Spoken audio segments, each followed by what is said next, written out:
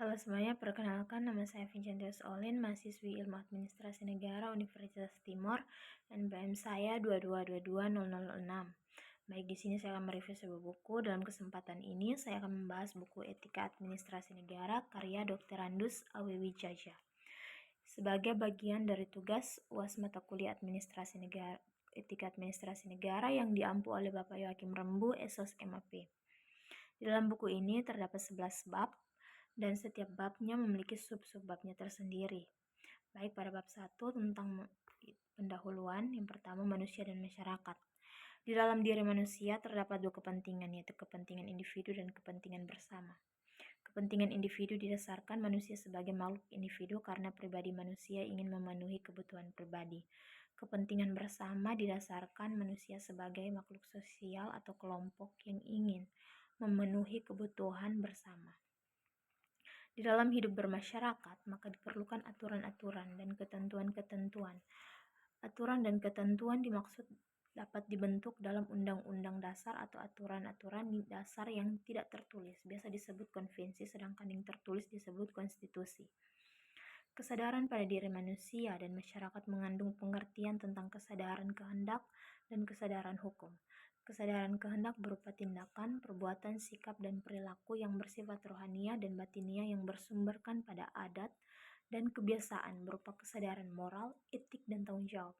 Kesadaran hukum berupa tindakan, perbuatan, dan perilaku manusia sebagai anggota masyarakat bersifat jasmani atau rohania yang bersumber pada ketentuan-ketentuan dan peraturan yang berupa kesadaran hukum.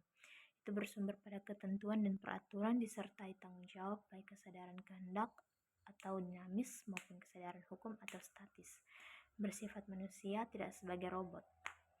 Kesadaran ini bukan hanya pengekangan dari dalam diri saja, tetapi pengekangan dari luar diri. Kedua kesadaran tersebut dapat dirasakan apabila dilaksanakan masyarakat selaras dan serasi dalam kehidupan manusia dan masyarakat. Yang kedua, idealisme. Idealisme mengakui hakikat manusia, ialah jiwa dan kesadarannya, terutama dalam pikirannya, perilaku dan tingkah laku. Moral, etika, dan perilaku merupakan satu kesatuan rangkaian yang diaktualisasikan dalam perilaku manusia. Moral mengandung makna keterpaduan pribadi manusia, yaitu harkat dan martabat seseorang pribadi atau individu. Kemudian etika, kesopanan dan kesusilaan. Etika adalah ajaran tentang norma tingkah laku yang berlaku dalam satu kehidupan manusia. Etika berkenaan dengan sikap dan kepribadian manusia, tingkah laku yang baik dan benar, sikap, semangat, mental, dan batin yang memancar dalam kepribadian. Perilaku dan kepribadian aparatur. Berdasarkan yang telah dijelaskan pada sebelumnya, maka bisa dihubungkan perilaku dan kepribadian aparatur berkenaan dengan benar dan salah mengenai tingkah laku atau perilaku, ukuran tingkah laku yang baik, tentang karakter, tentang tingkah laku yang baik, benar atau mulia, tentang tingkah laku dan kepribadian, serta kesusilaan dan kesopanan. Hubungan antara manusia dan masyarakat. Selanjutnya, hubungan antara manusia dan masyarakat terdapat hubungan yang seimbang, selaras, dan serasi. Bila kepentingan pribadi lebih diutamakan, dapat berakibat penindasan, pertentangan, dan kuat akan menang atau survival of the fittest. Sebaliknya, bila kepentingan masyarakat diutamakan, dapat berakibat manusia akan hilang harkat dan martabatnya. Ia hanya sebagai alat atau mesin atau robot. Mungkin kebutuhan badannya atau jasmaninya dapat terpenuhi, tetapi kebutuhan emosional atau batinia tidak terasa. Ada tekanan batin atau kejiwaan sehingga kebahagiaan yang utuh tidak terpenuhi.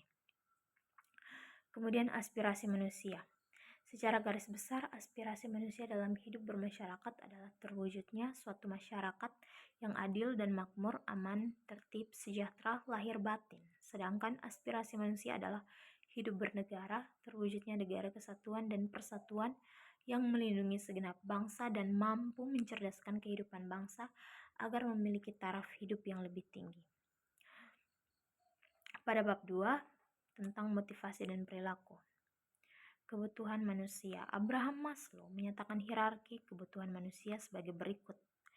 Yang pertama, physiological needs merupakan kebutuhan manusia yang paling mendasar, misalnya kebutuhan akan pangan, sandang, papan, dan kebutuhan akan tidur, istirahat, dan sebagainya. Yang kedua, Safety needs. Apabila kebutuhan dasar telah terpenuhi, maka timbul kebutuhan lain dalam dirinya yang semula dianggap kurang penting. Kebutuhan ini disebut kebutuhan akan keselamatan dan keamanan. Kemudian yang ketiga, love needs. Bila kebutuhan akan keselamatan dan keamanan telah terpenuhi, maka akan timbul kebutuhan lain yang lebih tinggi tingkatannya, itu kebutuhan akan cinta. Kemudian yang keempat, esteem needs. Kalau kebutuhan cinta terpenuhi, timbul lagi kebutuhan lain yang disebut juga kebutuhan akan penghargaan. Kemudian yang kelima, self-actualization. Kebutuhan untuk dihargai menyangkut hal-hal yang berhubungan dengan penghargaan sosial, pernyataan diri, dan harga diri. Kebutuhan ini merupakan kebutuhan perwujudan diri yang diungkapkan melalui kemampuan melaksanakan ide-ide dan prestasinya. Kemudian masalah. Masalah akan timbul jika terdapat kesenjangan atau gap yang dihadapi pada saat sekarang untuk mencapai tujuan yang telah ditetapkan. Pemecahannya diperlukan suatu kendali dengan catatan bahwa kendali jangan dijadikan sebagai kendala. Kemudian perilaku dan perasaan. Bentuk tingkah laku atau perilaku menurut Morgan ada beberapa bentuk tingkah laku instrumental. Yang pertama aktivitas, gerakan-gerakan naluriah, refleks, belajar secara instrumental. Kemudian ada pun ciri-ciri konflik. Konflik terjadi pada saat seseorang melampaui tahap pertarungan antara motif. Itu terjadi pada setiap orang dengan reaksi yang berbeda untuk rangsa yang sama tergantung pribadinya. Konflik terjadi bila motif-motif mempunyai nilai seimbang. Kemudian konflik hilang kalau sudah diambil keputusan. Konflik dapat berlangsung singkat padat dan dapat berlangsung beberapa detik atau juga bisa berlangsung selama bertahun-tahun. Kemudian perasaan. Menurut Max Scheler, ada 4 golongan perasaan, yakni perasaan penginderaan. Perasaan penginderaan adalah perasaan yang berhubungan dengan penginderaan, seperti rasa panas, rasa dingin, dan rasa sakit. Kemudian perasaan vital. Perasaan vital adalah perasaan yang berhubungan dengan keadaan tubuh, seperti rasa segar, rasa lesu, rasa letih, dan rasa lemah. Kemudian perasaan psikis. Perasaan psikis adalah perasaan yang menyebabkan perubahan-perubahan psikis, seperti rasa senang, rasa sedih, dan rasa gembira. Kemudian perasaan pribadi. Perasaan pribadi adalah perasaan yang dialami secara pribadi seperti rasa terasing, rasa terpojok, dan rasa berdosa. Kemudian yang keempat, ciri-ciri perasaan. Dapat dilihat intensitasnya. Secara intensitasnya, lemah atau kuatnya perasaan seperti jengkel, agak jengkel, atau jengkel sekali. Dapat dilihat kualitasnya, dapat dibedakan itu perasaan sedih dari perasaan gembira itu sendiri. Kemudian perasaan menghinggapi seseorang untuk jangka waktu tertentu, misalnya ada perasaan sebentar hilang dan ada perasaan yang bertahan lama. Kemudian pada bab 3, etika dan moral. Etika dan moral. Etika adalah ilmu yang menyelidiki mana yang baik, mana yang buruk dengan memperhatikan amal perbuatan manusia sejauh yang dapat diketahui oleh akal pikiran. Menurut penulis, etika adalah cabang filsafat yang membicarakan tentang penilaian mengenai tingkah laku yang benar, mempergunakan predikat-predikat kesusilaan seperti baik buruk, salah dan tidak salah, maupun lain sebagainya.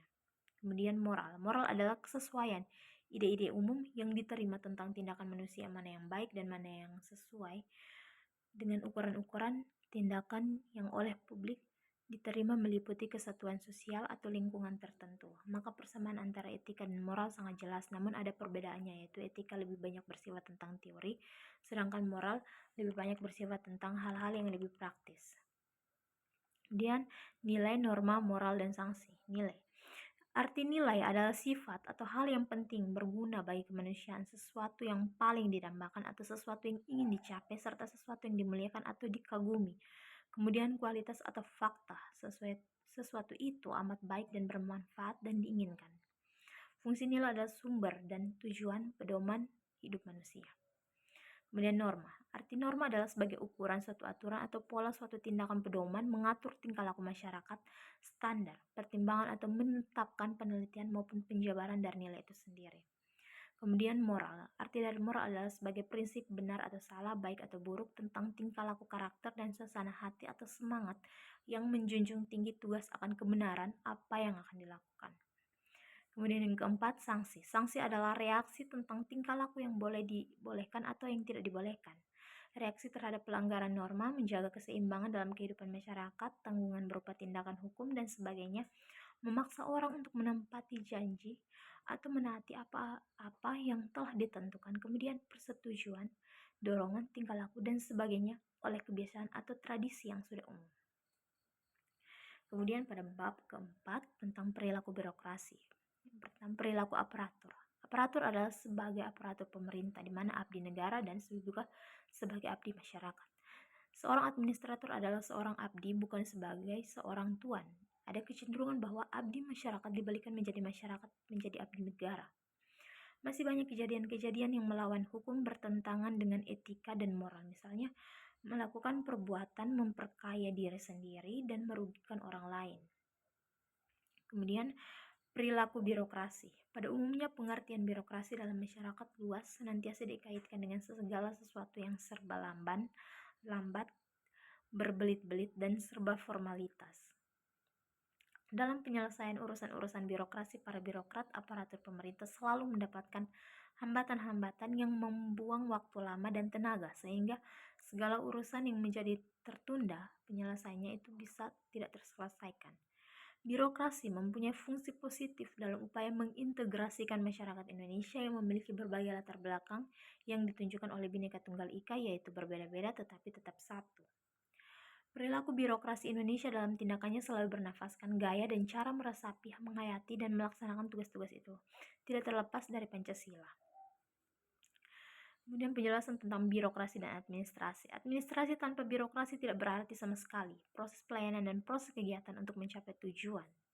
Birokrasi tanpa administrasi tidak tentu arah dan tanpa kendali dalam proses kegiatan untuk mencapai tujuan.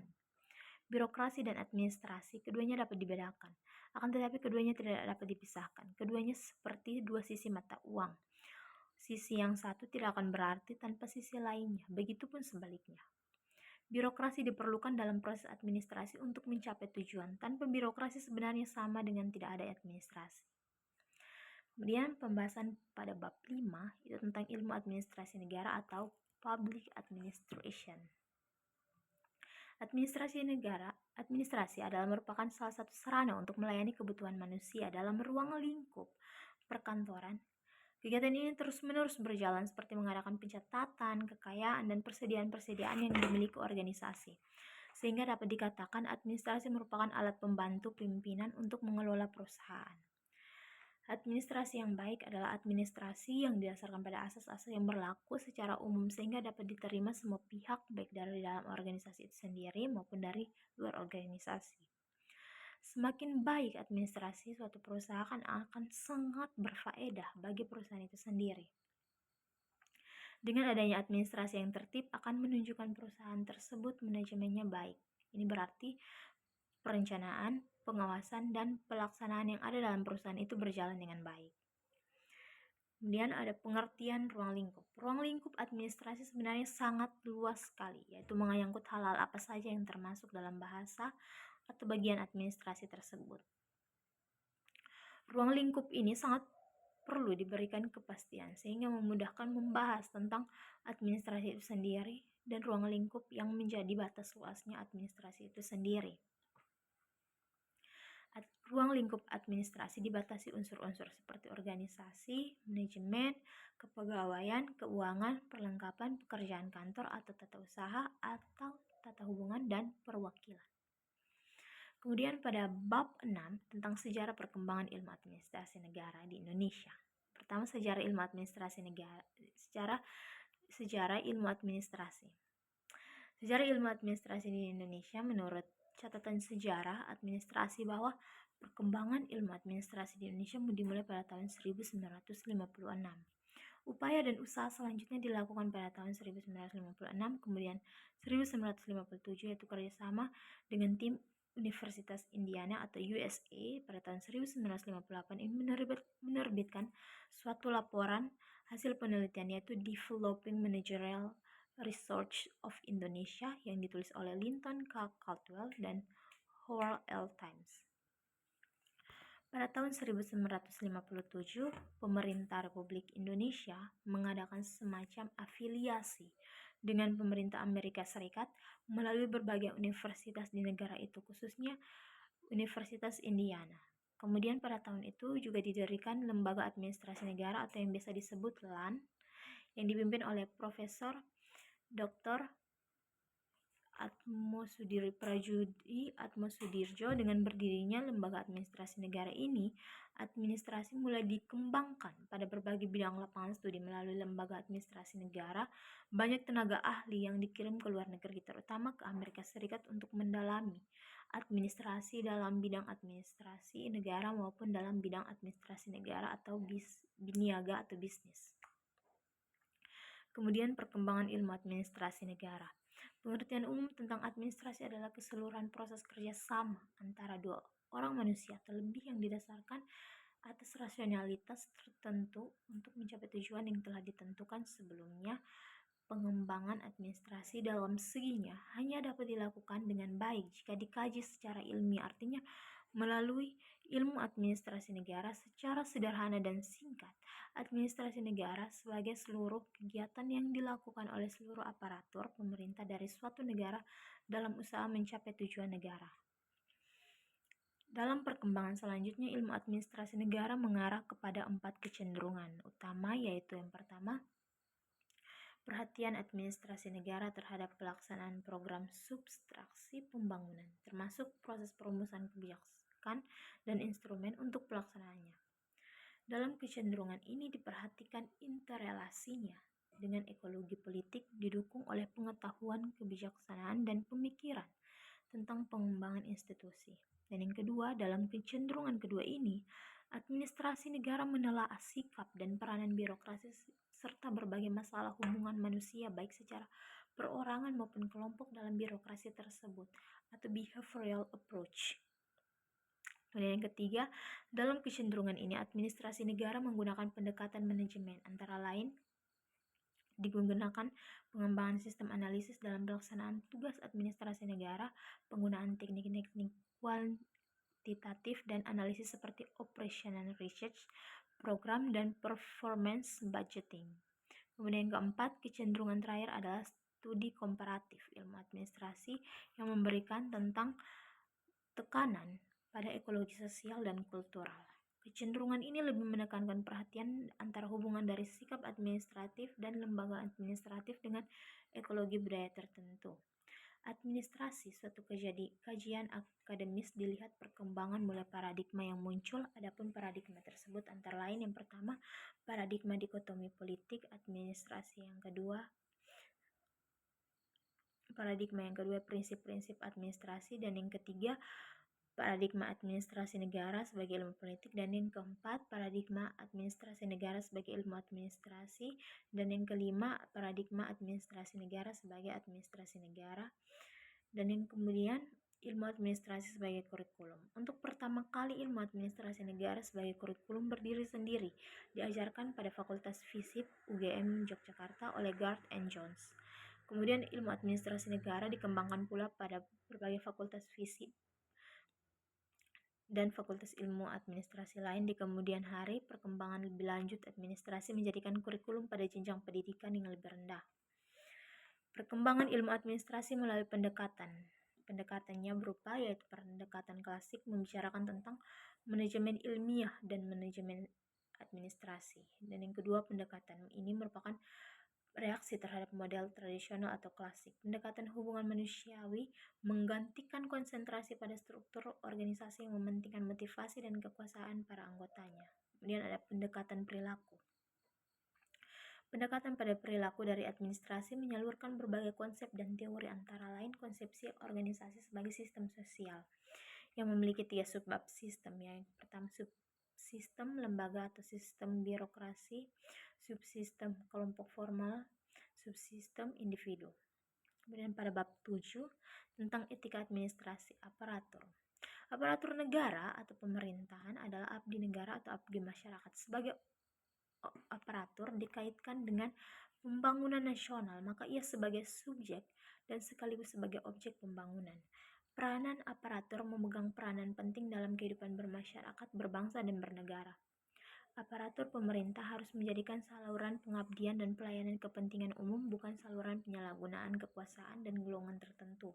Dalam melaksanakan tugasnya atau fungsi, para aparatur harus menyadari perubahan-perubahan keadaan dalam dari lingkungan masyarakat warga negaranya pada umumnya dan mengetahui perkembangan-perkembangan yang ada. Kemudian etika. Etika adalah ilmu pengetahuan yang mempelajari moralitas dari perbuatan-perbuatan manusia, sedangkan morality adalah the goodness of the or the badness, the rightness or wrongness of human acts. Dengan demikian, etika mempelajari perbuatan-perbuatan tertentu dan jenis-jenis tingkah laku manusia tentang baik dan buruk, benar dan salah yang mempergunakan norma-norma atau ukuran nilai sebagai kriterianya. Ketika etika erat hubungannya dengan hukum. Apakah perbuatan itu sesuai menurut hukum yang dianggap selalu benar? Sebaliknya, etika menyelidiki apakah hukum itu selalu benar. Etika menganggap ada prinsip-prinsip moral dan nilai yang ada di belakang hukum dan tercakup di dalam hukum atas ada salah satu peraturan hukum yang tergantung dari sesuai atau tidak sesuainya peraturan itu dengan prinsip-prinsip moral. Kemudian etika administrasi negara sebagai aparatur bertugas mengayomi dan mendidik rakyat. Mendidik orang lain berarti mendidik diri sendiri menurut orang arif atau orang bijak. Oleh karena itu, sebagai aparatur perlu diperhatikan hal-hal yang urgent. Misalnya, dalam perbuatan atau tingkah laku sehari-hari selalu memberi contoh dan teladan sebagai panutan. Dalam usaha sehari-hari selalu memperhatikan kemajuan lahir dan batin masyarakat.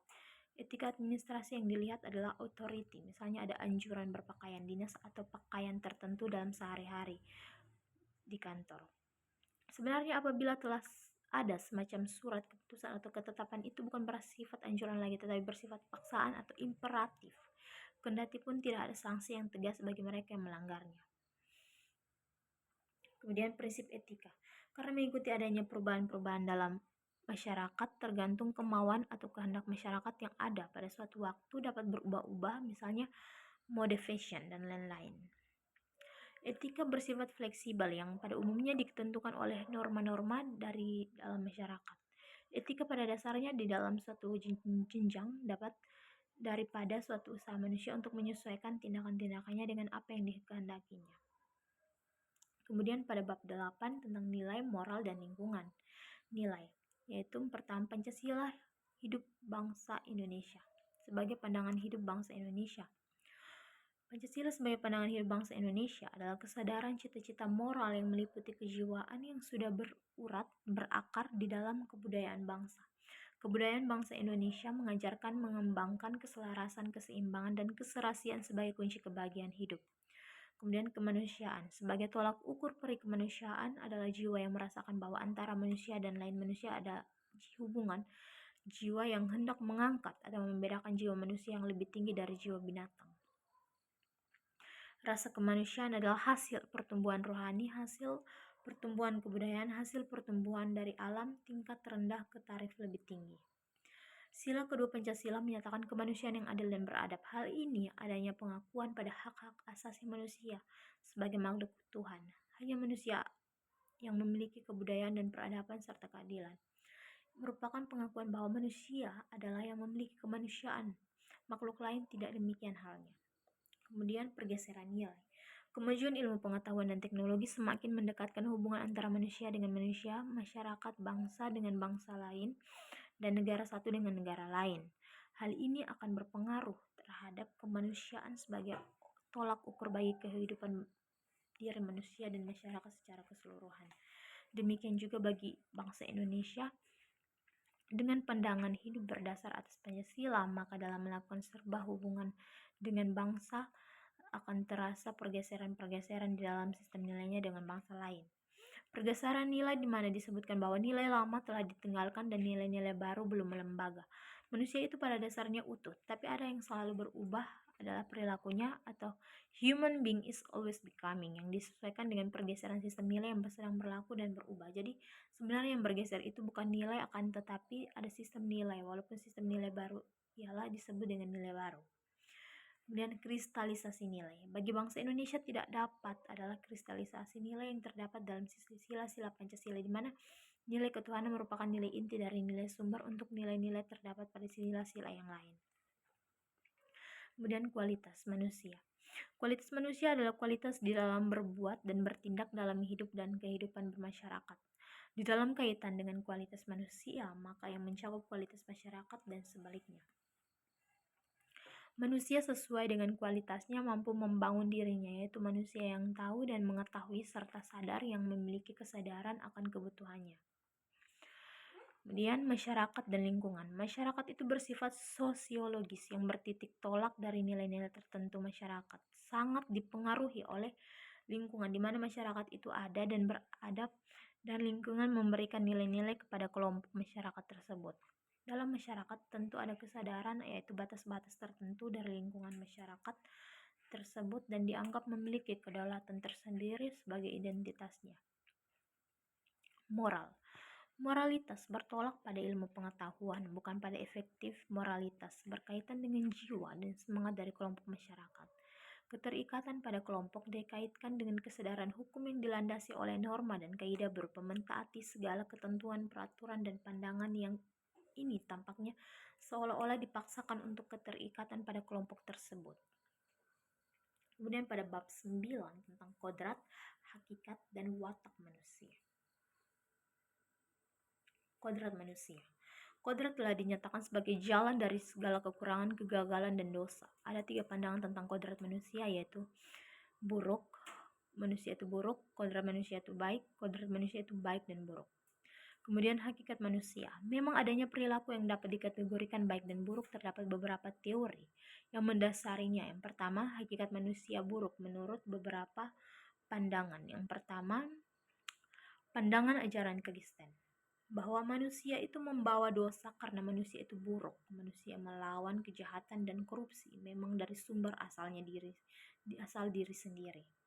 Pada pandangan ekonomi, manusia itu berperilaku sesuai dengan kepentingan, terutama kepentingan pribadi. Mereka benar-benar berpandangan ekonomis, benar-benar mementingkan diri sendiri. Kemudian hakikat manusia baik, karena manusia bagian dari alam, maka ia harus baik pula. Manusia tidak boleh campur tangan dalam proses alam semesta, dan semua akan menjadi baik. Dan yang berikut, manusia itu hakikatnya baik dan buruk. Pandangan bahwa manusia baik, bahwa hakikat manusia itu adalah baik, sama halnya dengan pandangan bahwa perilaku manusia itu buruk karena kenyataan terhadap perilaku seperti simpati, kesadaran berkorban, dan lain yang dipandang dibalik kesampingkan mementingkan diri sendiri, iri hati, dan lain-lain yang dikehendaki. Kemudian watak manusia. Manusia pada tingkat fisik organisasi, di mana perilaku manusia ditentukan oleh kebutuhan fisik dan biologis. Pada tingkat fungsi sosial, di mana orang menyesuaikan diri dengan hubungan-hubungan dalam hubungan sosial. Kemudian pada tingkat moralitas, kebiasaan, di mana kebiasaan itulah yang berpengaruh pada perilaku. Sedangkan pada tingkat pribadinya, di mana orang berpikir dan menentukan sendiri apa yang baik dan buruk untuk dirinya. Hal ini berarti bahwa pilihan manusia bebas dalam memilih sebagai alternatif menyangkut perilaku atau wataknya dalam arti luas. Kemudian pada bab 10 tentang kebebasan moral dan kenisbian nilai. Kebebasan moral. Kebebasan ini dapat dibedakan ke dalam 2 hal. Yang pertama, kebebasan sosial dapat diartikan sebagai kebebasan yang kita terima dari orang lain. Selanjutnya yaitu kebebasan eksistensial yang diartikan sebagai suatu kebebasan dalam arti kemampuan menentukan tindakan kita sendiri. Kebebasan moral ya dalam bahasa sehari-hari sering diartikan bahwa kita memiliki kebebasan moral apabila kita tidak berada di bawah tekanan atau ancaman. Bebas dalam arti jasmani dan rohani berarti bahwa kita dapat atau sanggup melakukan sesuatu, sedangkan dalam arti moral mengatakan sesuatu tentang kesanggupan kita, tetapi tentang boleh atau tidaknya hal tersebut dilakukan. Kemudian ada ukuran-ukuran moral. Menurut Wahyudi Kumorotomo, nilai-nilai moral tersebut mempunyai karakteristik sebagai berikut. Yang pertama, primer. Moral melibatkan suatu komitmen untuk bertindak dan merupakan landasan hasrat atau apetitif basis yang paling utama, sehingga termasuk ke dalam nilai primer. Real, nilai moral bukan sekedar semua orang yang berwatak hipokrit sesungguhnya tidak mempercayai nilai moral yang bersangkutan. Dan yang ketiga, terbuka. Ciri universitas dari moral mengharuskan adanya lingkup yang terbuka, sebab sekali nilai moral tertutup maka ia akan kehilangan universalitasnya. Yang keempat, bisa bersifat positif maupun negatif. Secara historis, kita dapat menyaksikan perubahan-perubahan penekanan dari nilai negatif menjadi positif ataupun sebaliknya. Moral bisa berciri larangan-larangan ataupun anjuran-anjuran. Yang kelima,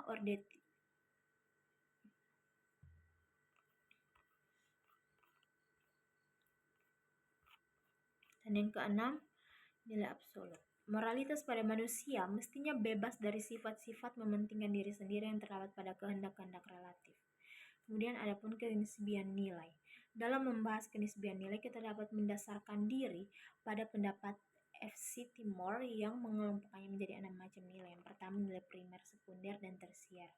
Pembedaan ini didasarkan pada kerangka berpikir yang menentukan usaha, angan-angan, atau kepuasan seseorang. Apabila seseorang sangat mencintai perdamaian dan cenderung untuk selalu bertindak ke arah tersebut, maka orang tersebut dapat dikatakan memiliki nilai primer. Akan tetapi bila ia mempunyai harapan, misalnya menolak untuk ikut wajib militer atau menjadi tentara, maka memiliki perdamaian dan keyakinan bahwa tindakan tidak akan ada perang atau punya rasa puas bila perdamaian itu terwujud.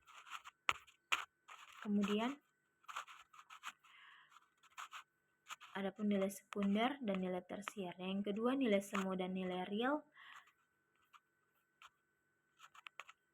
Dan yang ketiga, nilai terbuka dan nilai tertutup.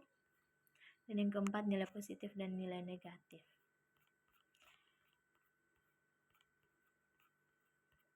Kemudian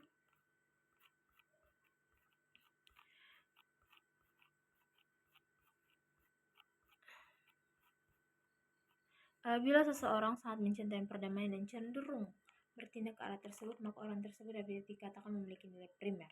Akan tetapi bila ia mempunyai harapan, misalnya menolak untuk ikut wajib militer atau menjadi tentara, maka memiliki perdamaian dengan keyakinan bahwa tidak akan ada perang atau punya rasa puas bila perdamaian itu terwujud, maka ia hanya memiliki nilai sekunder atau bahkan tersier, karena rasa puas dan kesenangan dalam hal ini merupakan penilaian yang bersifat sekunder.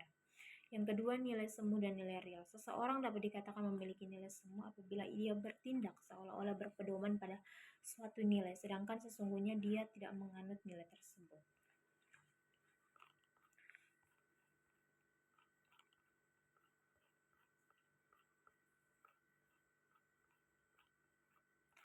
Kemudian adapun kedudukan motivasi dalam nilai. Dalam membahas kedudukan motivasi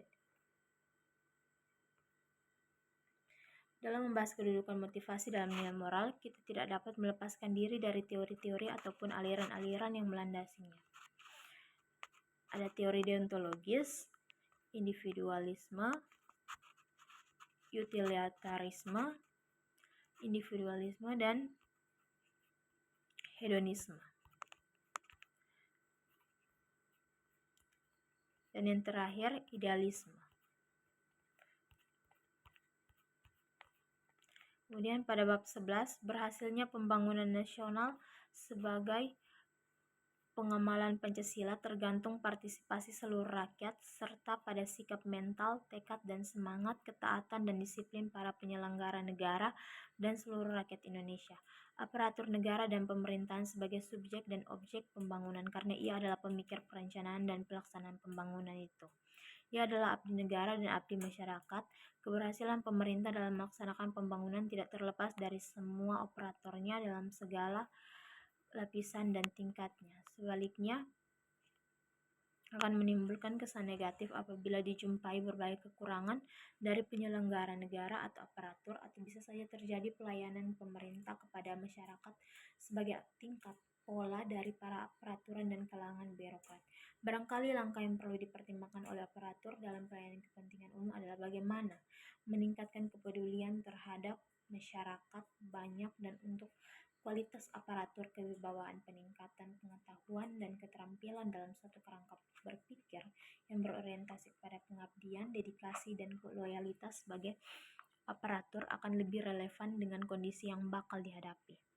Pembangunan aparatur pemerintah diarahkan untuk menciptakan aparatur yang lebih efisien, efektif, bersih, dan berwibawa, serta mampu melaksanakan seluruh tugas umum pemerintahan dan pembangunan dengan sebaik-baiknya dengan dilandasi semangat dan sikap pengabdian pada masyarakat, bangsa, dan negara. Keberhasilan pembangunan merupakan kemajuan teknologi, pertumbuhan ekonomi, kemudahan komunikasi, dan arus informasi yang cepat dapat berpengaruh pada perilaku masyarakat dan aparatur. Baik, itu adalah review saya tentang buku Etika Administrasi Negara. Buku ini setelah saya mereview, mempunyai kelebihan dan kekurangan. Yang pertama, kelebihannya yang menggunakan bahasa yang jelas dan mudah dipahami, dan yang kedua, konsep etika administrasi negara yang sistematis, dan yang ketiga, contoh kasus relevan dengan kondisi Indonesia saat itu. Kekurangannya, buku ini terbitan lama, sehingga beberapa konsepnya sudah ketinggalan. Yang kedua, kurangnya contoh kasus modern dan tidak ada edisi digital. Baik, itulah review saya.